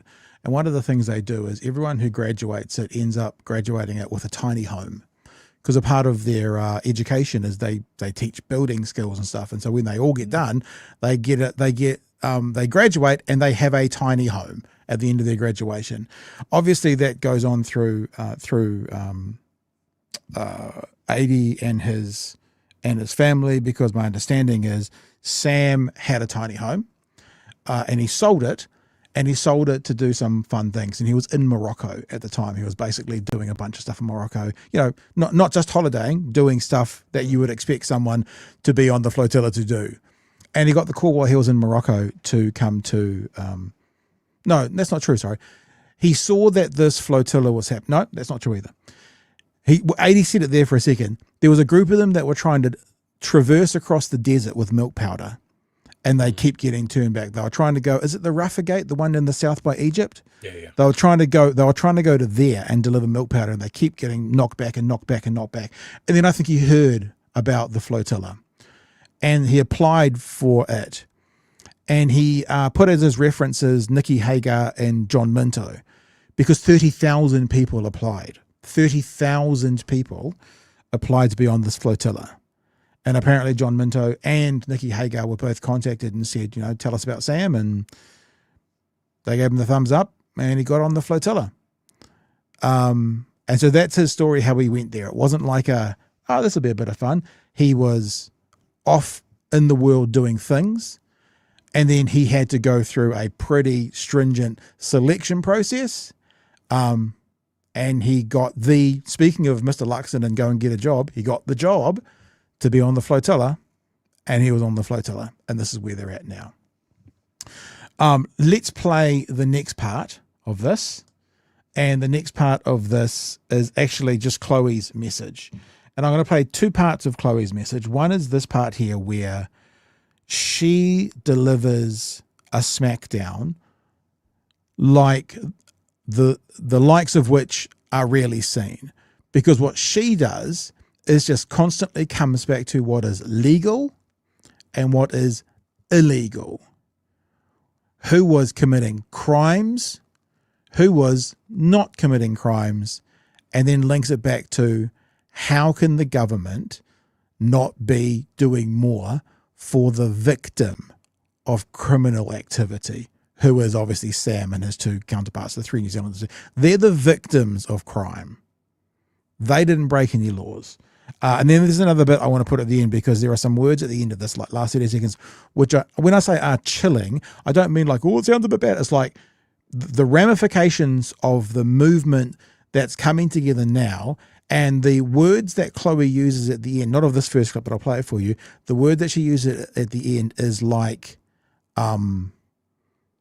it's a whatever the word is, Chewie, in a war where you do the cry, a cry for action. And that's what it felt like to me, so I'll play that as well. But let's do the first. This is Chloe's whole statement. Like I said, I'm not going to play the TV NZ or TV3 version because you don't get it all. I want us to have it all. So this is Chloe's 3-minute statement at the end of the family speaking. Israel has illegally kidnapped citizens who were sailing on international waters to break an illegal blockade on people being subjected to a genocide. Rana, Youssef and Samuel did not have to do this. The hundreds of people on the flotilla did not have to do this. But they are doing what governments across the world are refusing to currently do, what tens of thousands of New Zealanders have taken to the streets calling for action on, and what millions worldwide are mobilising for. They were doing their bit to try and stop a genocide. They are trying to build a world in which our humanity actually means something. I just want to spell this out as clearly as possible. Israel has illegally abducted civilians who were trying to deliver food and supplies to civilians being illegally starved and murdered under illegal blockade. I emphasise this point of illegality because Luxon's government says that they want to be tough on crime. Hello. Rana, Youssef and Samuel were operating entirely legally. Israel is not. Our government has a legal obligation to prevent genocide. It is presently washing its hands of that obligation. These whānau and the community have today, this morning, spelled out their demands for Luxon's government to tell us the plan to safely return Youssef, Rana and Samuel. Secondly, to explicitly condemn the illegal interception of the Sumud flotilla. And thirdly, to sanction Israel for its war crimes. Luxon, Seymour and Peters are proving that they would not have been the leaders of this country who chose to stand against apartheid South Africa. Yep. They would not have stood against the French and then the United States when it came to a nuclear-free Pacific. Yep. But this here, right now, this moment, is an opportunity to correct that course and to do the right thing. If they do not, their backbenchers have the power to. All 68 government MPs are personally, individually responsible for whether the bill to sanction Israel progresses or does not. To make that clear, they are presently actively enabling or disabling those sanctions on Israel.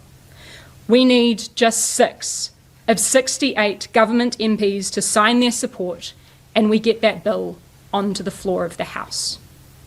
We are demanding that the government does everything in its power to make clear how it will return these 3 New Zealanders who have been illegally kidnapped from international waters, and we call on the government to sanction Israel for its war crimes. We are happy to take any questions on this kaupapa. Said it before and I'll say it again. Masterful communicator. There is no wiggle room in her words. There is nothing that you can misunderstand. It is all right there. Yeah, and let's just do this super quick. And I think the kids played this on Friday night as well. This is Winston Peters, the day of the flotilla being illegally intercepted in international waters by pirates and kidnapped. They're not been abducted. They're not been kidnapped. They'll be put on a plane and sent home. And the question you've got to ask yourself is, what was the cost of all that? So, of course, and as I said to you earlier, Chewie, the cesspit that is Twitter, anything you put up about this goes bananas. But funnily enough, I'll just do a refresh actually to see if it's been hit at all. Anything else? Oh yeah, there's a few comments here now, so fair enough. But the response is things like fuck around and find out. It's pretty cut and dry, idiot. Yeah. Sorry, Pat, under the San Remo manual on. Yeah. So to end the debate on the abducted flotilla global Sumud members, abduct, to take someone away by force or deception, kidnap. Arrest, to seize someone by legal authority and take them into custody. There was no crime, and the flotilla was in international waters where Israel had no legal authority. It's pretty cut and dry. Now, Winston, they'll be put on a plane and sent home. And then we have to ask ourselves, how much has this cost? Well, it's cost you fucking nothing. That's not how it works. But they haven't been put on a plane and sent home. They are currently, as we're being told by the British diplomatic teams that have been in an Israeli prison, being tortured. And as Sam has pointed out to his family, the hostages, funny actually, that word would come out like that, Chewie. Funnily enough, actually, it probably makes complete sense. We've been talking about hostages for the last 2 years. The hostages that Israel currently has of Palestinian descent are far more likely to suffer harm and stuff in those prisons. So if they're doing that to Sam, one can only imagine what's happening to the New Zealanders of Palestinian origin or ancestry. I've got one more clip, which is that call to action, which I'll do at the end of this, Chewie, but you first, brother. Yeah, like Winston's worried about the price, and ignoring a genocide is always free until it's not. No cost there. No cost to a genocide. No cost to a genocide. Let's do this. This is Chloe at the end. This is the last part, and you'll get the advertising come up over the top of it because it happens. Chloe is asked by a reporter, who are the 6 MPs? Will you release their names? The MPs from government who are willing to support yours. Will you release their names? Now, obviously, you know what the answer is going to be, but there's a point at the very end of this, like the last 30 seconds. And if I have to point it out again, I will. But the steely determination and the encouragement that people who support this part of the political world should take from these words, know that these people at the pointy end of the political world are agreeing with you and are on your side, and they want to join with you to get this thing sorted out. Here we go. So remember, will you say the people who have shown you, that they would come across? Yeah, I am really conscious of naming those MPs who are showcasing explicitly in these conversations that they do have a conscience and they may potentially be willing, because it makes them a target. And I think that probably exposes some of the big issues that we have with, our democracy at present, that we have this incredibly whipped, normalised way of operating with politicians not able to engage in broader conversations across party lines. So unfortunately, I'm going to be transparent with you. I'm not going to tell you the names of those MPs who are currently open to crossing the floor, because I think doing so would make them targets in the eyes of their leadership, and I do not think that is fair. But I would reiterate the call for New Zealanders who may be tuned into this to know that what they are doing is working by scheduling those meetings with their MPs and sitting face to face and talking through these issues with them. The excuses are whittling away. We know this because I get forwarded them every other day. We are seeing that those MPs no longer have a leg to stand on, and they are aware that a reckoning is coming. Any numbers, though? Look, we would have the numbers if these MPs were not terrified of losing their jobs or their positions. All right. Thank you very much. A reckoning, Chewie. A reckoning is coming. And what you're seeing Chloe say about these MPs is what we've been seeing about the rest of the world, media personalities, is that they get to, like we said this last week to Chippy, I think it was day 10 that the first hospital was bombed. It was too far then. They had is it leap the Rubicon, whatever that is. They jumped the shark on day 10 when they bombed a hospital. So obviously 2 years into it, it's too far. But for some people, it's taken them a year and 8 months, a year and 10 months, a year and 11 months to go finally too much. For whatever reason, good or bad. Well, no good in it. For whatever reason, bad. But Chloe is saying your local MPs are running out of excuses and a reckoning is coming. And those words fill me with an enthusiasm to continue this on, which is why we just heard about 10 minutes of audio video rather than the 2-minute news story. Because I think we all need to be aware that a reckoning is coming and you can be as involved as you want to be. You may not be able to be literally standing in Gaza. I do actually have another video. I just remember I've got one more video to show. But in New Zealand, there are things you can do because a reckoning is coming. You got anything to add to it? Because I've got a really important video to play that I forgot about, but it still fits in with this right now. Yeah, play it. So I did this in the weekend with my wife. We know we've seen this before. I'm not going to show this. This sometimes gets us demonetized and stuff. That's right. The $12 can go elsewhere. I was searching up Gaza drone. We know the footage. You know, we're not going to watch it again. We're not going to watch it again for a certain reason. When I Googled, well, look on YouTube, Gaza drone, I got another video that popped up. We'll spend 60 seconds having a look at Gaza 6 years ago. What's going on, shababs? We're here about my favorite ornament in the whole city. I love Gaza.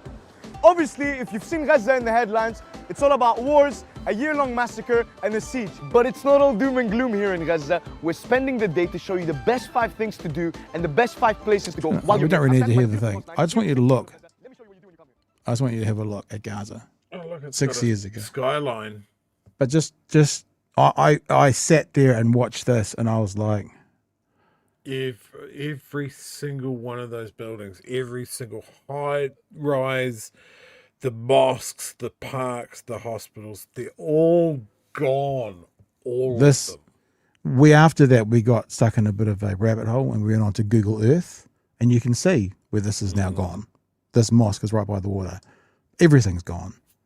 But just, it's worth just looking at, whānau, and go, this is Gaza. The other thing that my wife pointed out, which I thought was a really interesting point, which I hadn't thought of. Do you know what's missing in those drone footages of the rubble, Chewie? Greenery. Oh yeah. There's no trees. There's no trees. There's no grass. Well, yeah, grass is under the rubble, but all the trees are gone. There's no trees. That's what they've done.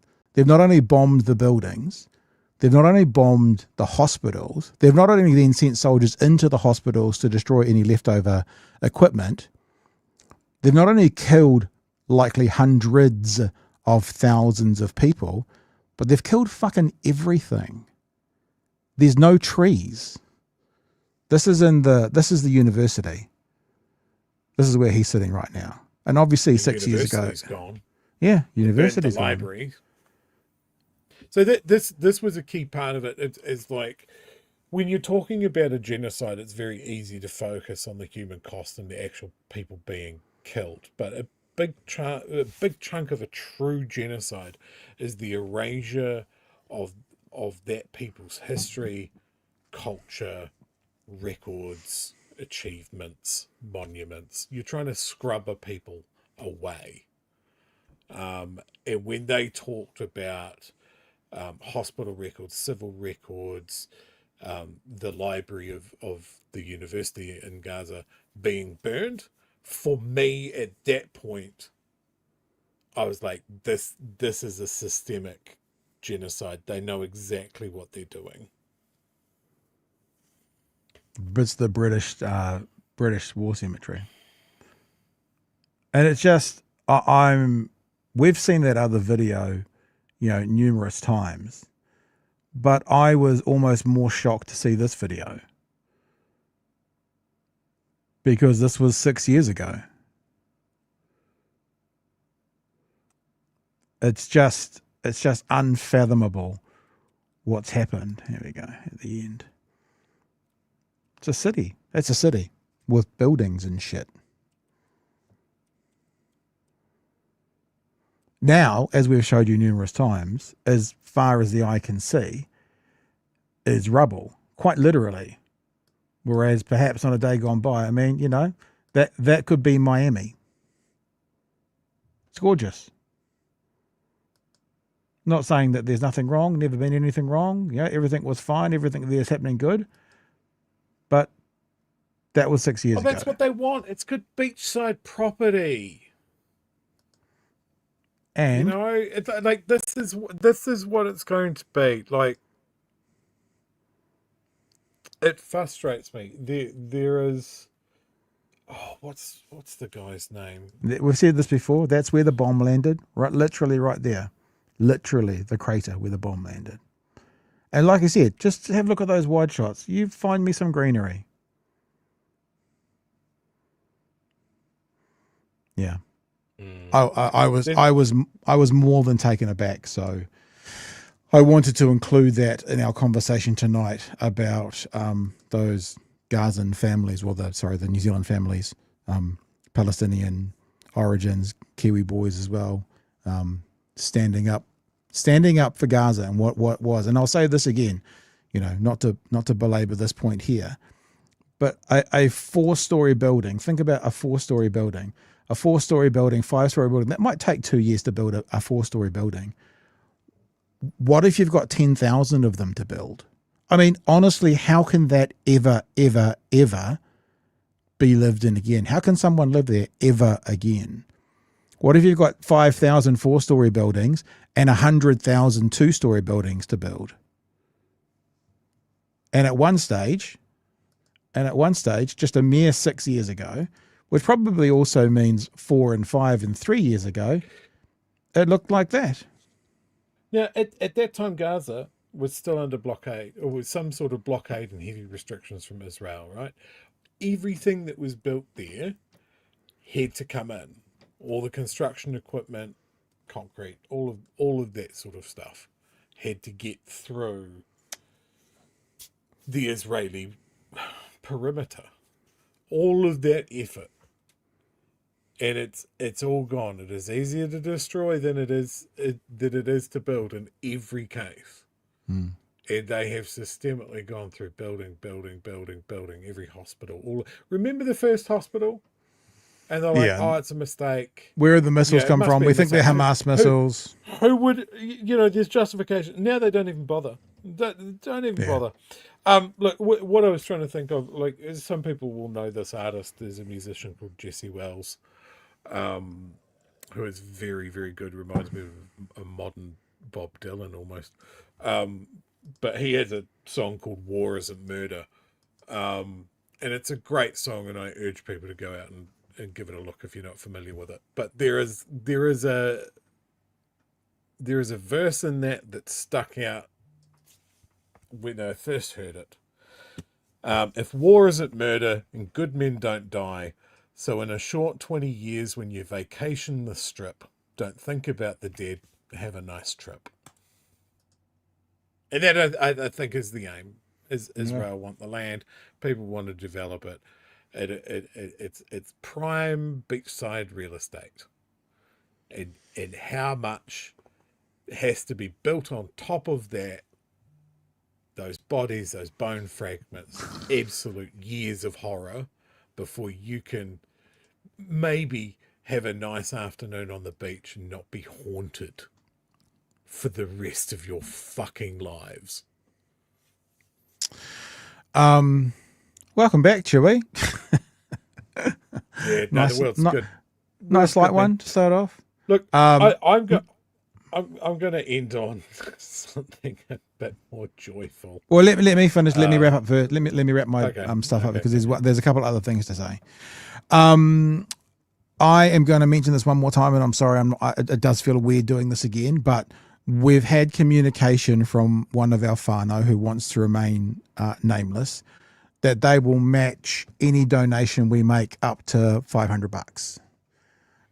This individual has done this with us before, and we are grateful, not just because it ups the donation from us to MAPS, but also to the cause as well. So I'm just going to say this one time tonight. Any T-shirt you purchase for $60, you are potentially donating $40, because there's $5 from your donation, there's $5 from us, that's 10, and then there's a $10, unless he's matching our donation, he or she. Anyway, could be up to $20, and there's free postage. That means any hoodie you purchase, it's potentially a $40 donation. And we're going to do that across the whole range, okay? So anything you order, hoodies could be potentially a $40 donation to MAPS, T-shirts potentially a $20 donation to MAPS, up to the first $500. So that's a pretty good deal. Although the other thing is, of course, you can just go straight to MAPS. I think they're maps.org.uk and donate straight to them. Very, very quickly, and secondly, and this is not to do what we've just been talking about, but just to remind you, we've got a new page on the website, bhn.nz, and that's Friends of BHN. Now, Chewie, you were away, and we had a whole bunch of people filling in and helping out, and this is going to grow. It was a good list, Pat. It was a good list of guests. So speaking of, there's a link to Paul Barlow, there's Bomber's link, there's Jordan Rivers, there's Bree Elliott, there's Jared Otto, Ash Reborn, Sean Ackland as well. Some of them have link trees on them, some of them have just X accounts. We will build that out and put more products, more people's connections on there. So if you want to then go in and find like-minded people, which we've sort of been talking about tonight, there is a Friends of BHN tab on there. And there's also, if you scroll down, there's other podcasts that have been made by me, basically, not our podcasts, but belong to someone else. And then there are also other podcasts that are from earlier in the life of this channel as well. Let's Talk Funny, Elephant TV, Department of Conversation. So we're just putting together a bit of a one-stop shop for you to be able to come and find content creators that you like, that resonate with you, that are going to be helpful and active next year for the election. BHN.nz, Friends of BHN tab, and you can go and check it out. There you go. Go and see. There's Bree's link tree there, I think it's all. There you go. There's some things there. We'll put some more in there as well, and then you go there for the TikTok. So I just thought I hadn't mentioned that today, and I want to mention it. So Chewie, you can wrap up now. Sorry, sir. I had, like, we talked about, obviously, that horrible march in the UK that I was talking about at the start. I had a really good holiday. There was one reason, and one reason only, that I went over, which was to see Murder by Death play as part of their farewell tour. I have one image that illustrates whether I had a good time or not. See if you can work it out. It's a little bit hard to tell if I'm having a really good time there. Yeah, it's a little bit understated. I'm not entirely sure about that. Yeah, it definitely wasn't fueled by rum, but yeah. No, phenomenal. Well worth the trip. Nice, Joe. Hey, thanks for joining us tonight, whānau. It's quite nice tonight. I don't have to remember who's on tomorrow because Chewie's back. At me. It is the 7th of October tomorrow, though. I've got a couple of feelers out for people to speak to. Obviously, it's not the day it happened because we're a day ahead, yada, yada, yada. But it's the 7th of October tomorrow. Yeah, it will be another show. Another show. Oh, shit. Yes. Oh, God. 7th of October. Oh, so, I had to think about that, didn't I? October 7, does that make it come up a bit better? 2 years? All right. I put some feelers out for Chloe. Chloe's too busy this week. But we've got some ideas, and we'll talk about it tomorrow night. Remember, bunch of ways you can support both us and MAPS, Medical Aid for Palestinians, on bhn.nz/shop, or maps.org.uk. Just go there directly, or find, what are they called? Red Cross. Go, just do your own thing as well. You don't have to follow along with what we're doing. There's nothing in it. Oh, lots of burps. There you go. It's better. That's out. It's better out than in. Welcome back, Chewie. It's nice to have you back. I don't have to behave anymore. Everyone might be aware I was behaving. There's the level of respect that I deserve. Yeah, there we go. There we go. Well, I really hope Labor never ever works with Winston. Yeah, it'd be interesting. It would almost be problematic, wouldn't it, for us? Well, I noticed that there was Brian Bridge had an interview where he was trying to get Willie to rule out working with Te Pāti Māori at this point because they're having a bit of an internal. It's so dumb. It's so dumb. Elections next year. Calm the farm. More dumb talk tomorrow night from 9. Big dumb opinions. Big dumb opinions.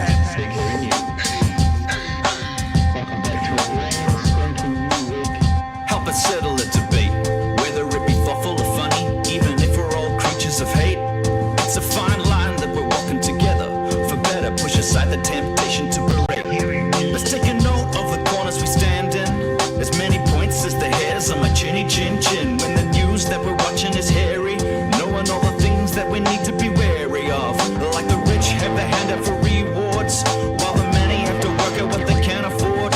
And the rest of us ain't paying attention, or maybe have questions we're too worried to mention.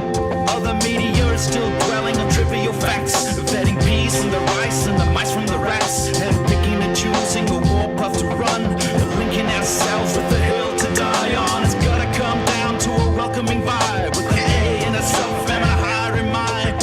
All have a lean either this way or that, and will be analyzed by what Chewie and Pat. With the evil in the world trying to mess with your head, and you're sitting on the couch, you're thinking chivalry's dead. Each night, 2 nights, they're gonna sing you to bed. It's big hairy news. I've been doing wrap-ups for the past 3 weeks by myself kind of thing, Chewie. Do you want to wrap up tonight? Anything you want to add? It's a long fight. We're going to get there. Isn't it good to feel like that you're on the right side of history? And isn't it baffling when you look at someone like Winston and go, can you not see this? Do you not have the experience to recognise what you're dealing with and why people are angry? We'll keep reminding him with our tiny audience. And also remember, I will finish. We'll have the last say. Remember local body elections. There are some political parties vying for your local body vote, and it could start at the local and then could escalate to the national. So get involved. Get involved, team. We'll see you tomorrow night from 9 for the next edition of Big Hairy News. Hooroo! Cheers, man.